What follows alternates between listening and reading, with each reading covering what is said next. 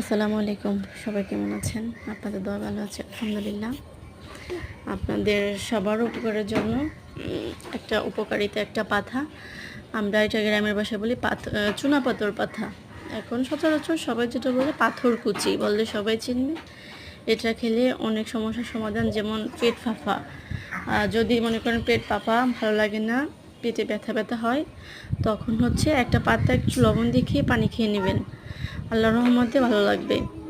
যে কোনো সমস্যা প্রস্রাবে জ্বালা পোড়া হলে অবশ্যই একটা পাতা খেয়ে, হালকা লবণ দিয়ে একটা পাতা চাবিয়ে খেয়ে ফেলবেন, একটু পানি খাবেন, খুব খুব ভালো লাগবে। অবশ্যই ভিডিওটা সবাই শেয়ার করে দিবেন, সবার উপকারে লাগবে। হয়তো অনেকেই জানে না যে এগুলা কি হয়, কি উপকার, কিভাবে খেতে হবে। একটা পাতা ধুয়ে জাস্ট লবণ দিয়ে খেলেই হয়ে যাবে।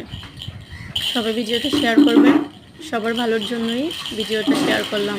আশা করি ভালো লাগবে আপনাদের। পরবর্তী ভিডিও